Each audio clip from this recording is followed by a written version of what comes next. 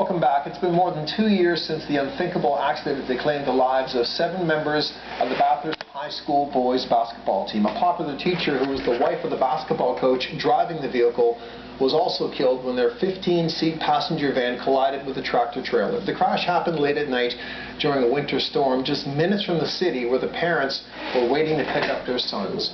One of the boys in red, as it had been called, was 17-year-old Daniel Hains, who was in grade 12 at Bathurst High at the time. In the wake of the crash, his mother, Isabelle Hains, has questioned the use of 15-seat passenger vans to transport school-aged children. She's taking her message to Ottawa later this week, but she joins us tonight from our newsroom in Fredericton. Mrs. Hains, thank you so much for coming in tonight. Hi, Paul. How are you? I know it's been a tough time for you and your family, but before we begin on the subject matter, how are things for you and your family in these months after this tragedy? It's still one day at a time. Just one day at a time. That's how we take it. In the meantime, though, you see important work ahead of you in Ottawa on Thursday. What do you plan to do there? Why is it so crucial for you to be in that city on that day? Well, in September of 2009, we met with our MP, Yvonne Gaudin, our NDP of Acadie Bathurst, and brought him some information about the 15-passenger vans and asked if he would be able to introduce a bill in Ottawa to ban 15-passenger vans. So he and his team took this on, and they did a draft in November. They showed us this, and then he said they were going to work on the bill, and this is where it came to now. It's ready to be introduced on May 27th, on Thursday at 10 a.m. in Ottawa. And I'm there to support Yvonne Gaudin, and that the members of the Parliament would support this bill, because it's very important for the safety of the children to ban the 15-passenger vans, because we all know that it's not the safe alternative or the safest alternative for children to travel in the 15-passenger vehicles, when now we know that we have multifunctional activities out there, vehicles out there that are engineered and that they have safety features just the same as a yellow school bus.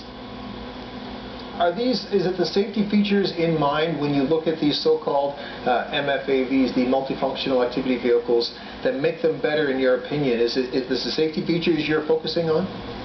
Yes, it's the safety features, because we know that a 15-passenger van is made like a flatbed with seats put in it and extended cab, and that there's no support anywhere on the vehicle when it rolls over or if it gets sideswiped by another vehicle, that there's no safety for the children. They have a sliding door, and they have an exit in the back where the benches are blocking their way, so if they were hit, they wouldn't be able to get out if they needed to.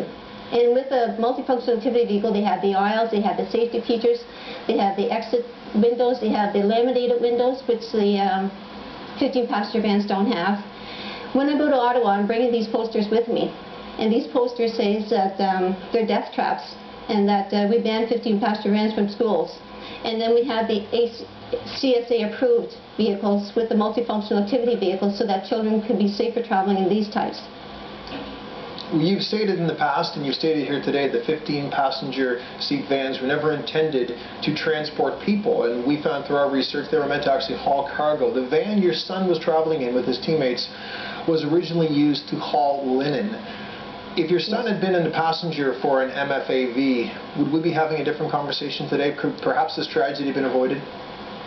I would say it would have, because the multifunctional activity vehicle has the safety joint strength that protects children, and even with transport or a heavy other vehicle, it would have not intruded the way it did that night to our children, and our children would still be here today.